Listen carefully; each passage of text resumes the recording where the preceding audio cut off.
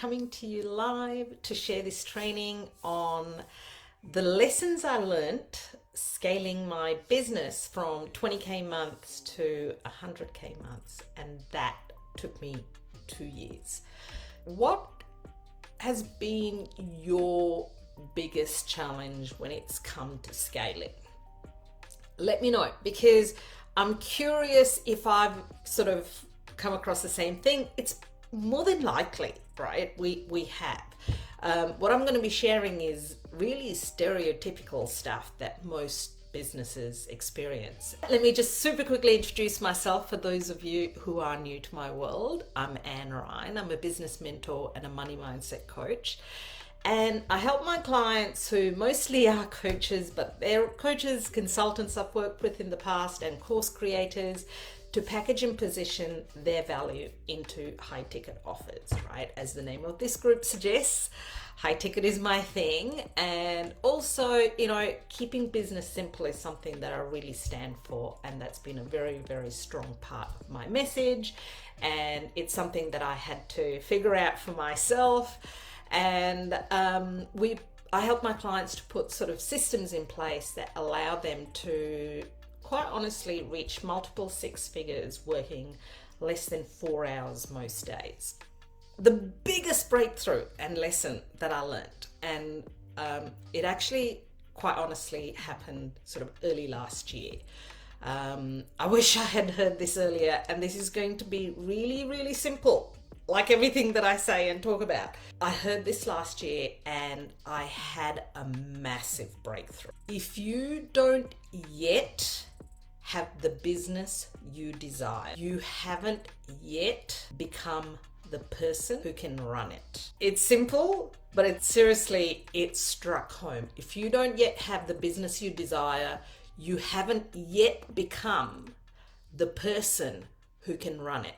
And it was a guy by the name of Alex Schaffen who I stumbled across who said this, right? So it wasn't a Anne statement. It was this guy, Alex Schaffen. I want you to really sit with that, make a note of it if necessary, and really reflect on that statement. Because here's the thing, gorgeous ladies, the number one reason that is because the owner could not figure out how to succeed. Instead of thinking, oh, I've tried it and nothing's working, which is something that I hear often, we really need to think, how can I get better at the thing that I'm not yet good at so I can get the result? I know this sounds basic, but sometimes we need to hear this, right?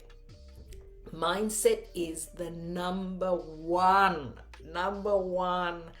reason it took me as long as it did. It took me more than 2 years to go from 0 to 20,000. And then it took me a year to go from 20,000 to 50,000 per month. And then it took me another whole year to get from 50,000 to 100,000.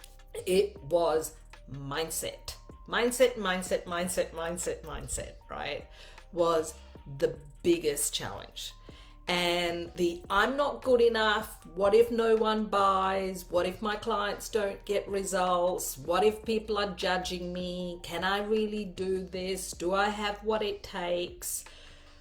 The imposter syndrome type stuff that we have all experienced at some stage. Trust me, it doesn't really fully go away. And we just need to learn to walk with it and work on it, and not just ignore it, and not just, say, I'm a millionaire, and have those positive affirmations to kind of mask these things, but actually work through them and clear them. Early on, I invested in a mindset coach, just purely mindset coach. And I worked with her for about 6 months. And quite honestly, at that time, I really didn't see the value in what I learned, because I still didn't have the breakthroughs that I wanted. But in hindsight, what I learned 4 years ago about mindset is what has benefited me today, and is what massively helped along the way. Because what I heard back then, when I heard it again, I was like, I had that aha moment, you know, the aha moment that sometimes you get after you hear the same thing over and over and over again. What would you say is the limiting belief that is holding you back? Because we all have them. We all have them. Around the mindset thing, it was not ignoring, right? Not ignoring what was really going on and really acknowledging it. And that's when I started using EFT.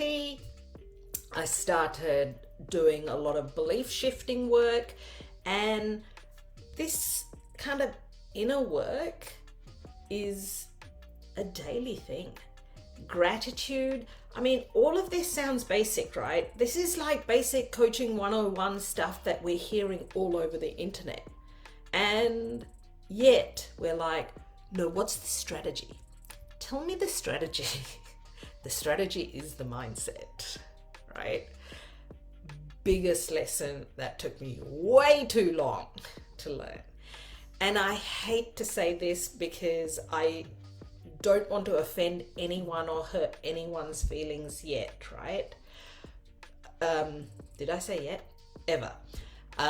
Sometimes the mindset coaches, and I love you all because I seriously see the value in the work that you do, have your own blind spots. Yeah.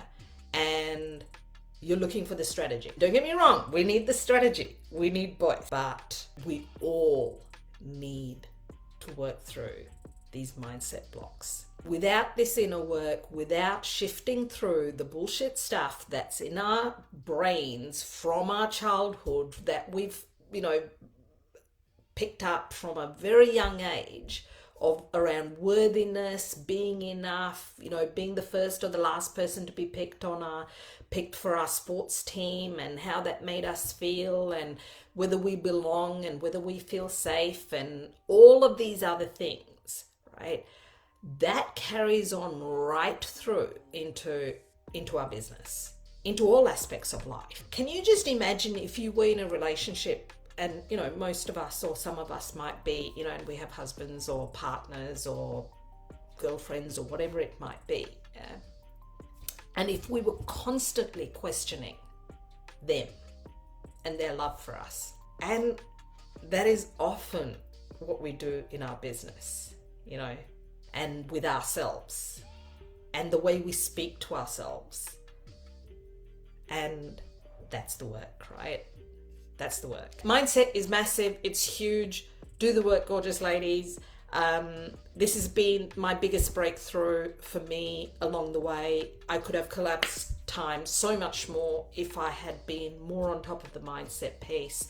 And it is exactly for this reason that I've continued to invest in my own mindset, in getting better at coaching on mindset, and because I still don't feel like I am the best out there, I've also hired a mindset coach who is on my team, who helps my clients on top of the work that I do. She does more deeper one-to-one work with my clients, right? Because this is the game changer, right? And I'm going to say that a few times. I know I'm going to say that a few times. All right, moving on to the offer, right? And keeping in mind that I only have one offer, right? This is the biggest thing that I learned around the offer. High ticket is easier to sell than low ticket. Bear with me on this. I know that sounds crazy, but when you think of the time and effort it takes to sell hundreds of low ticket offers compared to the effort it would take to sell one or two high ticket offers. Now, if you've done the mindset work and the belief work on your worthiness to receive, yeah, high ticket is not actually that hard. You don't need as big an audience. You don't need to serve as many clients. So therefore, you have more time to help your clients to get incredible results, right? So think about it this way as well. Do you know the difference between someone who buys low ticket and high ticket. Let me know, like, what comes up for you. What is the difference? Yeah. Typically, someone who buys low ticket is really, really price sensitive, right? And in some cases, they genuinely don't have the money. And I get that, right? But in most cases, they don't fully back themselves. If you 100% know that, you're going to hand over the money and you are going to get the result, you'd find a way. Yeah. But they don't fully back themselves, or they don't fully trust the coach, whichever. Yeah. But if the coach is getting all the results for everybody else, yeah, which is a reason why you might choose a coach, it's because you don't back yourself. Yeah. Aside from the people who genuinely just don't have the money at all. So compare that person to someone who tends to buy high ticket or chooses to buy high ticket. They want a higher touch service. They value quality. They tend to, want to work with the best. Yeah. They want a more unique experience. They don't want to be a number in a huge course. Quite honestly, the results I was able to get for my clients were nowhere near the same as I'm able to get for my clients who are now investing $18,000 plus $30,000 to work with me privately. Yeah. It's different. It is completely different. And if you can get better at sales, and if you can get better at, the things that you're not yet good at, that's the way to go.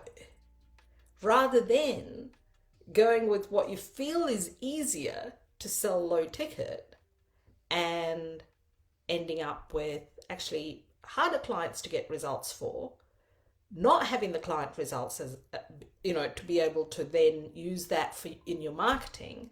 And yeah, it's all of those things.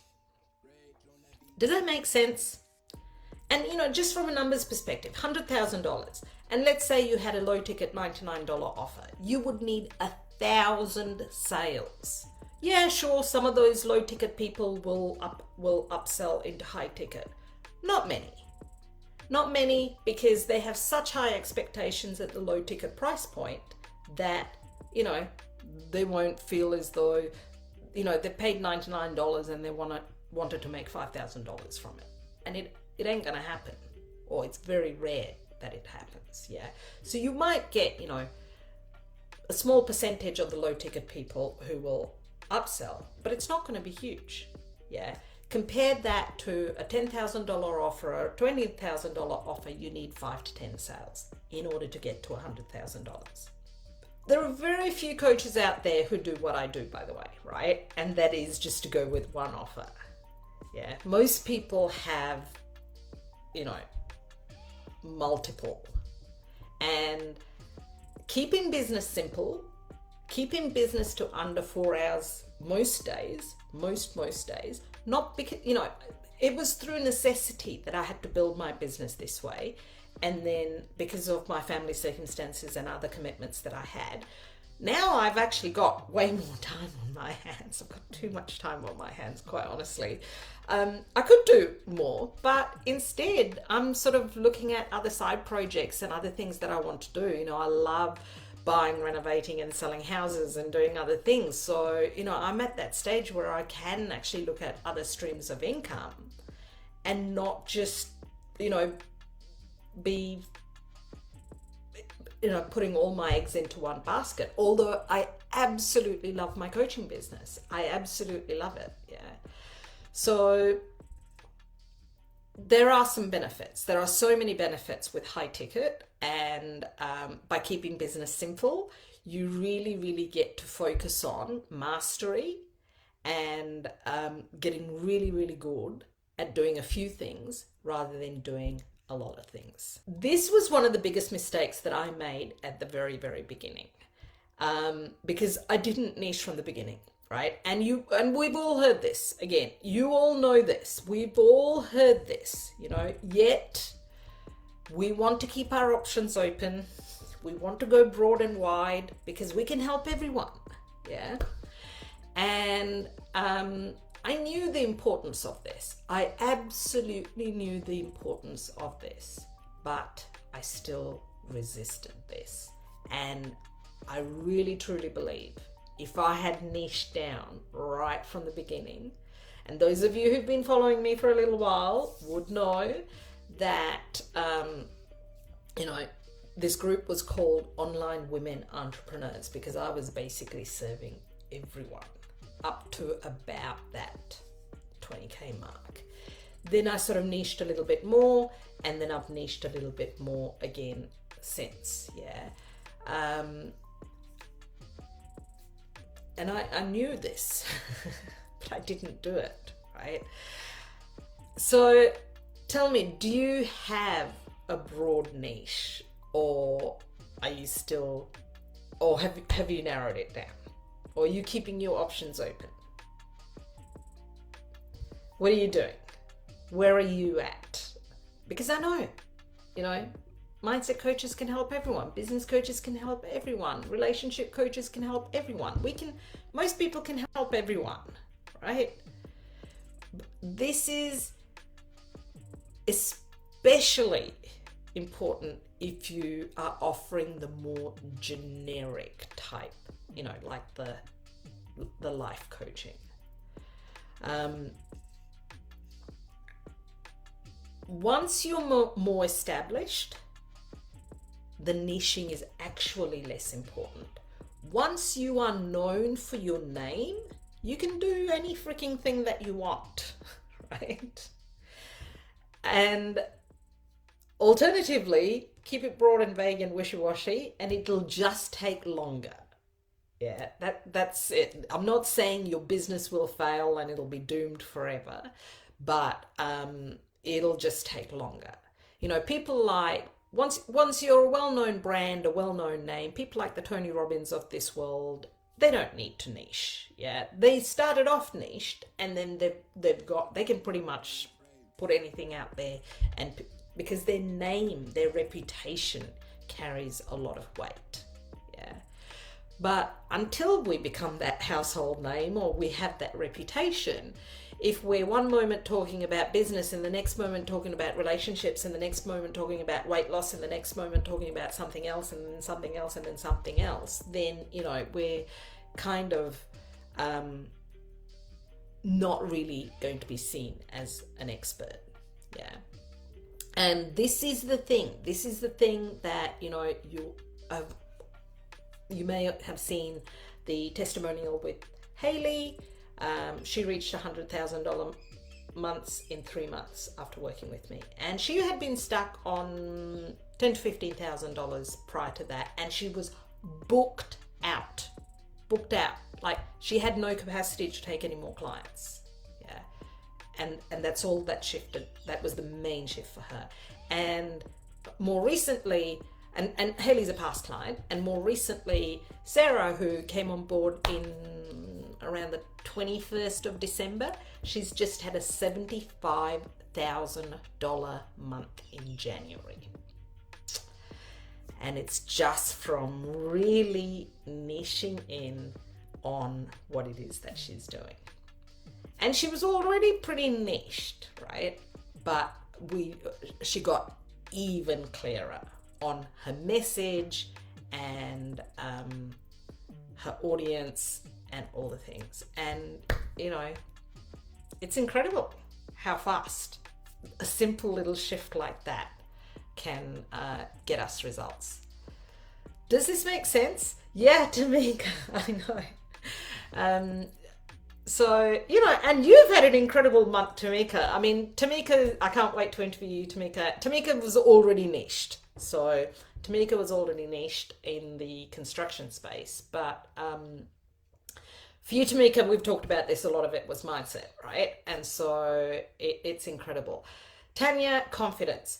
And that's the thing, right? The mindset piece is so, so important. So I get it. I get it. It's often in the early stages, it is the self-doubt that we need to overcome and work on in order to fully show up in our power, right? Because you can't fake it. You can't fake it till you make it. There's this energy that we have that doesn't allow us to fake it till we make it. And so we've really got to fully embody and be in complete alignment with what it is that we're saying and doing in order to truly make it. And it's possible, right? With the right work, it is possible to achieve that. All right, niching. I'm not going to talk much more about niching or audience. I mean, it's a little bit of both, right? It's about the niching, but it's also about getting in front of the right people. Yeah, because if your audience is a mismatch to what it is that you're offering, then you could be the best at what you do, but your audience is going to go, well, that's not relevant for me. Yeah, so this is really, really important, and it goes on to this next lesson, which was around the importance of sharing really valuable content that grabs attention. Yeah, not just any old fluff, not just positive quotes, not just content for the sake of sharing content, because it doesn't really get results. Yeah, and this is something I have learned and improved, and I am still improving today. Yeah. And the lovely Pascal and I, we're doing another copywriting course, because this is something, and I've got a copywriter in my team that helps my clients too. This is mastery, right? But I'm at that stage where I just want to get better and better and better. If we don't yet have the business that we desire, we haven't yet become the person who can run it. And to become the person who can run it, we need to get better at the things that we feel could improve, right? So this is not about just kind of going, I'm not good enough, but there are little things, like if you're not good at sales, get better at sales. We just need to get better at certain things. Sometimes we go too far in the opposite direction of sort of going, I am enough, and we are, but there are certain aspects in business that we need to get potentially better at, right, to hit those next levels.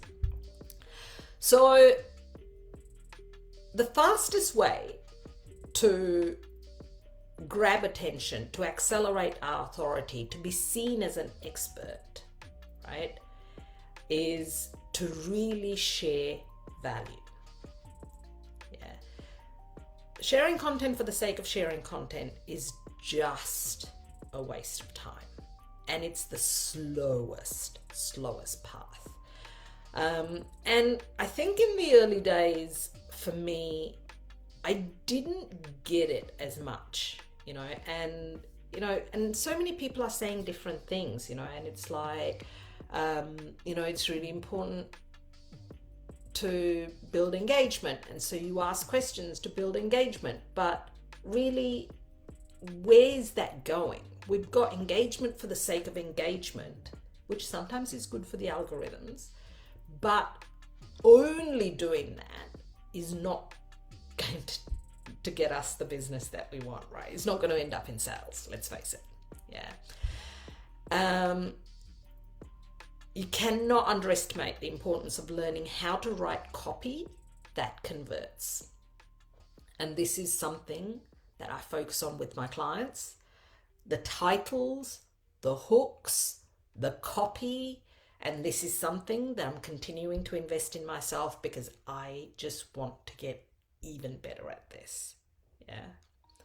So, and this is something I think that it's, the sooner we get onto this, kind of the better. Because the content that we share is how we're going to stand out too, right? And it's what's going to set us apart from our competitors. And,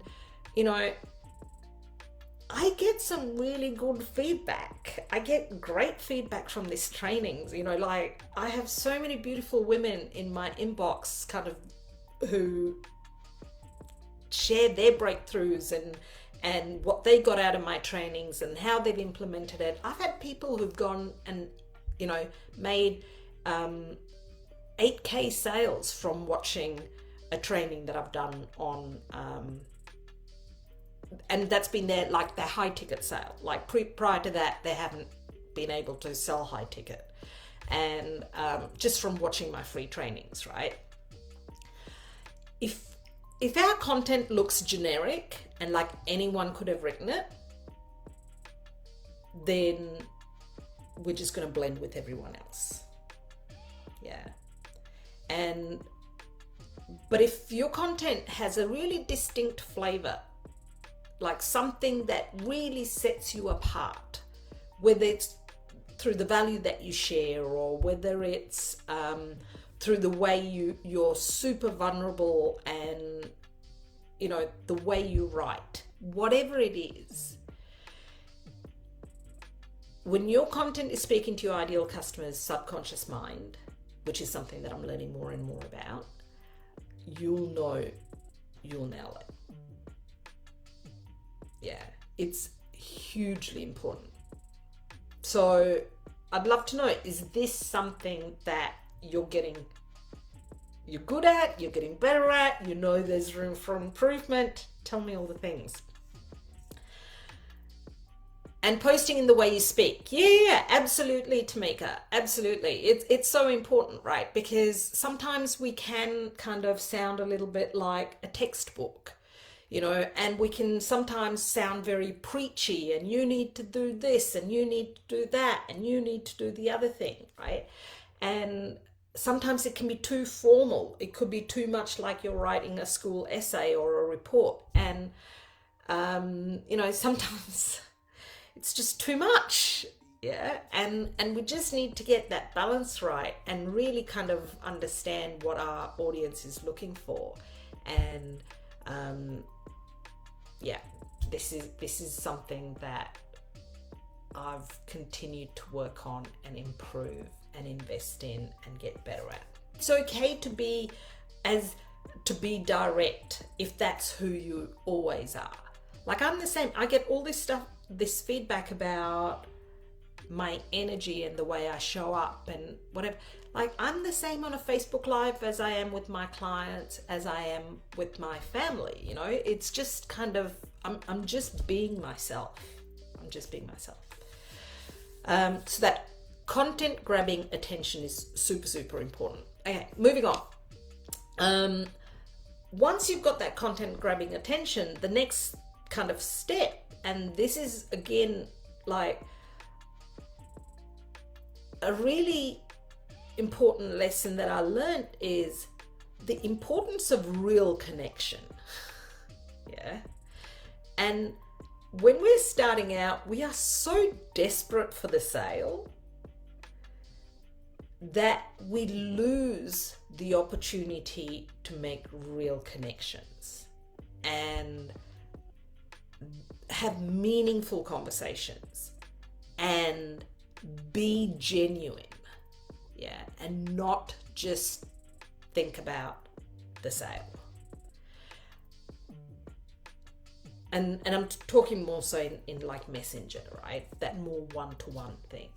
And this is where I think, cold messaging and, VAs in Messenger get a bad rap, because they can be, they're cutting and pasting scripts and they're just spamming people and they're just going for that churn. They've got that kind of churn or burn mentality, it's just kind of, it's a numbers game. Yeah. And I don't do any cold messaging. But the thing is, cold messaging, if it's done well, can work. Yeah. But it's just not done so well by most people. Some people probably are doing it pretty well, but most people are not. And so I'm only talk, in my business, we only, I only ever do warm messaging, and most of you would probably have met my amazing Jacelyn, who supports me on my team, and she always introduces herself, and that's been a recent thing, right? So I got to 50k months with no team at all, and then I brought in someone, to help my clients with copywriting. I brought in someone to help my clients with mindset, and I brought in someone to help me in Messenger. Yeah, and they're all sort of like, they're not full-time, they just help as necessary kind of thing. And because I still needed to manage my hours, and I didn't, and I knew I was going to become the bottleneck, and so that's what I did at around the 50k mark. And Jacelyn, I think she's lovely. We genuinely care. She's always introduces herself, and then because she's using my profile, when it's me, I'll say it's Anne. When it's her, she'll say it's Jacelyn. And and we just want to serve. We just want to serve with no expectation at all. And if we get a sale out of it, that's just an absolutely amazing bonus, right? But that's our business model, and that's the way I've chosen to lead with generosity. Yeah. And it's a strategy, and it's who I am, and it has paid off massively. Making those genuine connections is how I've sort of learned to build my business, right? And it's not to say that the other ways don't work, where you go for more of a numbers approach. It's just doesn't work for me. Yeah, I've got to where I am with a very small audience too. Yeah, so small audience, small numbers. It's very much about quality, not about the quantity. And yeah, and then and leading with generosity. And I'll also sort of share on here just super quickly about messaging as well, right? Or our message, because I don't think I really have mentioned that yet. Our message needs to be really, really clear. Yeah.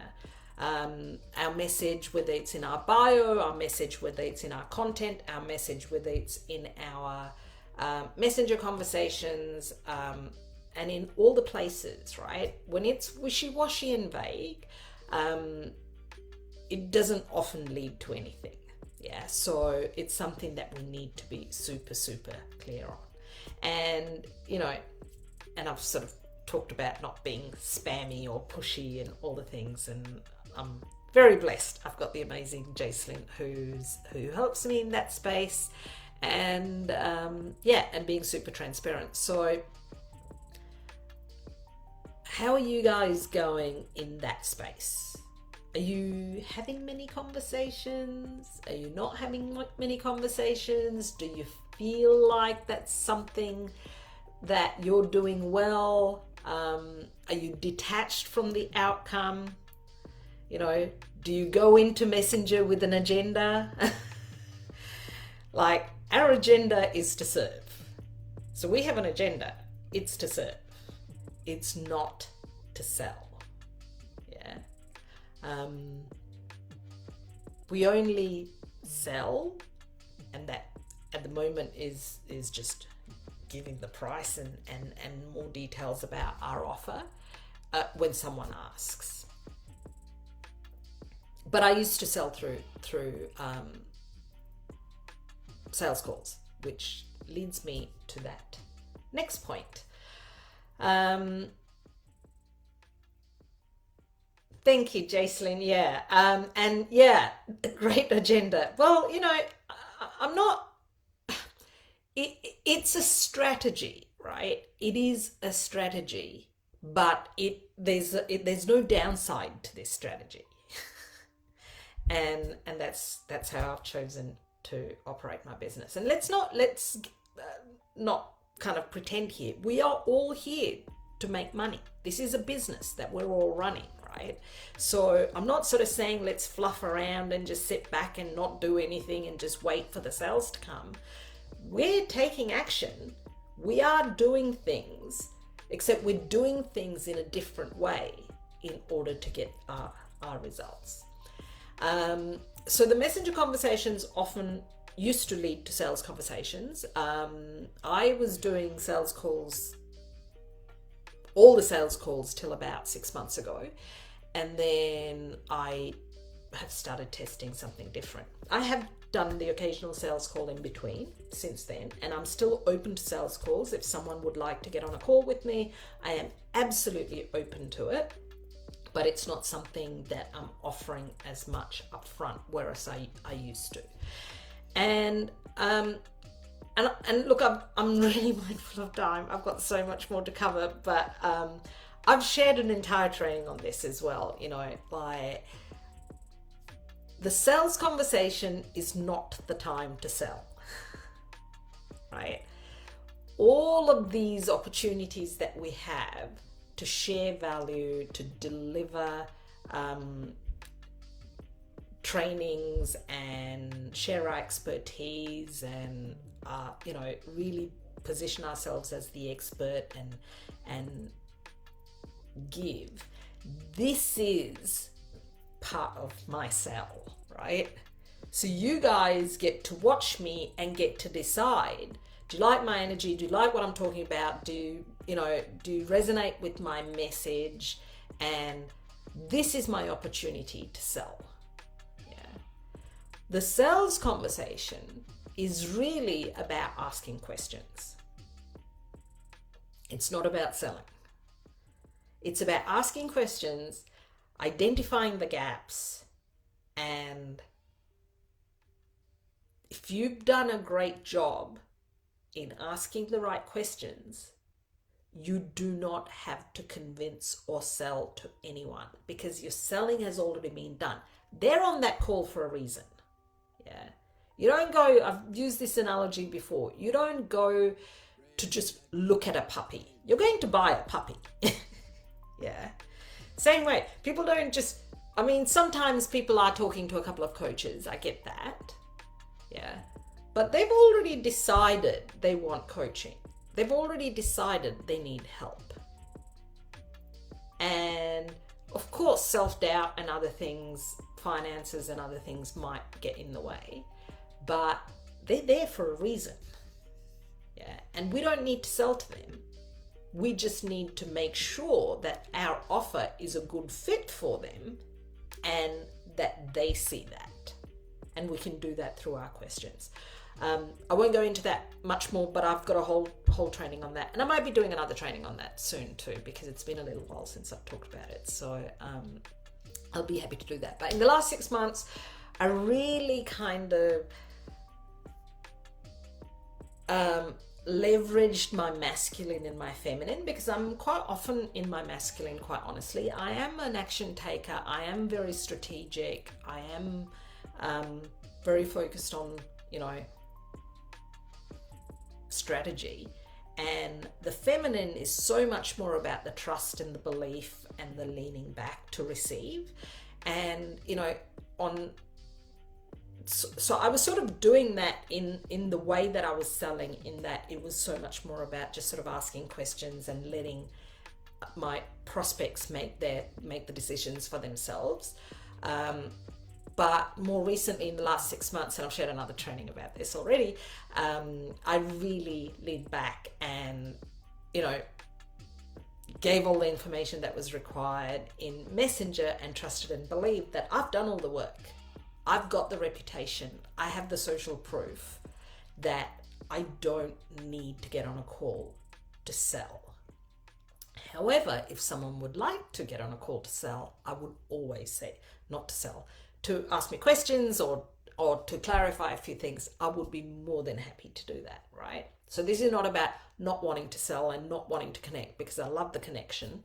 It's about, it was a block that I had from the 50K to 100K month. I could not figure out how I was going to do it. and do all the sales calls and keep my hours to under 4 and lead a client first business as well. Yeah. And so that was like a little bit of subconscious block that needed to change, and I needed to find a different solution, which was to, really tap into my own energy and step away from the sales calls. Yes, I could have hired someone to do my sales calls for me, but I didn't want to. And maybe that is something that I might consider in the future, but that's something I considered, I looked into it, and then I decided to test this energetic piece. Hope that makes sense. All right. Final thing. Oh my gosh, I'm running out of time. Let's go. All right. The final thing I want to cover is running a client first business, right? Running a client first business, what that means to me is I put my clients first. In my business, I put my clients first. I put them before sales and marketing. And not everyone will agree with this, right? And I'm not just saying this because, I want to make sales. But client results are the best marketing that any business can have. Yeah. And by leading and focusing on the clients and spending 80% of my time actually helping and supporting my clients to get results, that has been a huge, huge benefit to my business, right? Huge benefit.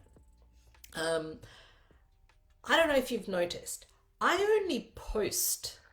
do one Facebook Live a week, and I might post 3 to 4 times a week outside of that. Probably 2 to 3 times a week. And if I've got some client results to share, I'm posting them for sure. Yeah. And it's really simple. My business model is really simple. Getting business done under 4 hours a day is really simple. But to keep business simple requires the mindset piece, yeah, because you will never feel like it's enough, and you will feel like you need to do more. And when you do more, you feel the busier you are, the more you feel like you've got control, when in fact, trusting and believing and leaning back, once you've taken action, it's the balance, right? It's the balance of the two. This is not just about sitting in your bath and making money, because that's just bullshit. You've got to take the action. We've got to take the action, right? Then we have to trust and believe that it's enough. Yeah. And then we can very objectively reflect on what happened and kind of go, okay, what could I, not beat ourselves up about it, but it's like, okay, how could I have done that differently? What do I need to improve on? So it's not about doing more, oh my gosh, I posted 3 times, so now I've got to post another 7 times because, those last 3 posts flopped. Well, it's about, how can you improve your posts? Is it your posts? Is it your audience? Is it your message? Is it that, there's some disconnect, right? And it's really important for us to understand. No baths and making money, no overnight success, no, just for fun, in November, I shared that I made $50,000 in 24 hours. I mean, that was the truth. It actually came through in 8 hours. But I put weeks, months, and years of work to get there, right? It didn't really happen in 24 or 8 hours, and the same, it's this stuff around, just have a bath and have an orgasm and everything's going to be okay. And it's like, Yeah, it's good to have the bath and to have the orgasm and to really, step into that higher vibration and energy, but you've got to kind of take the action first, right? Otherwise the money is not going to come through. It's a sheer coincidence that, a PayPal payment came through while you were in the bath. It's got nothing to do with the fact that you were in the bath. Yeah. And so it's just a timing thing. But we do need to trust and believe. And this is the hardest thing about keeping business simple. This is the hardest thing that I've had to navigate. This is the hardest thing that my clients have to navigate, that less is more.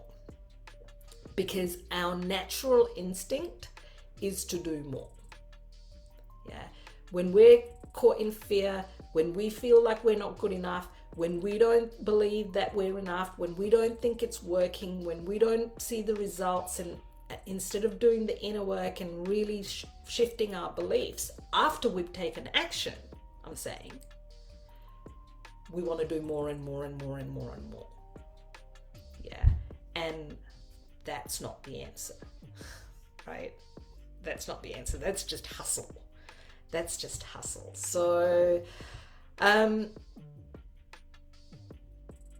yeah. Hey, Laura, good to see you. Absolutely. Look, I can't, and this is the thing, and mindset coaches, like, seriously, ladies, there's so much opportunity out there. It's sometimes that you're niching or your messaging or whatever it is that might be slightly off, and your own self-belief, right? And the final thing I'm going to say, because I've gone over time, is, and this is really, really controversial. This is really controversial, so please don't hate me for saying this. But I really do strongly believe this. The coaching industry is becoming it hasn't got the best reputation, right? Unfortunately, some people haven't got results, or some people have invested multiple times and all the things and whatever. Sometimes, without a shadow of a doubt, it's the person. They're not doing the work, they're not showing up for it, they're not taking action, and the coach is absolutely not responsible for that, right? But sometimes people are coming in, they're doing the work, they're taking the action, they're doing all the things that are asked of them, and they're not getting results. And these coaches are really happy to celebrate the wins of their clients, right? But they're not taking responsibility for the ones who are struggling. How does that work?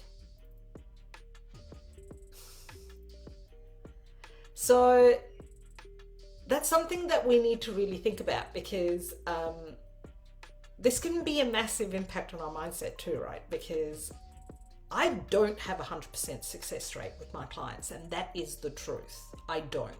I have a very high success rate, but I don't have 100%. But what I do offer for the people that don't quite get there is extra time.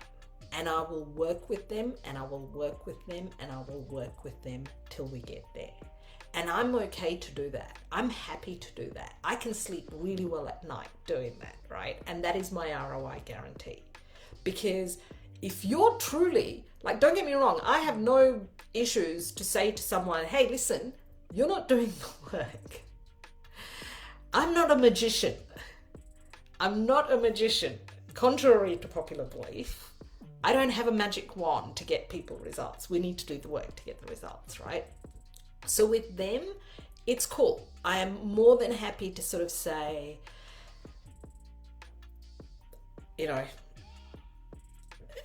quite honestly, I'd never have to have this conversation because they know it. They know it.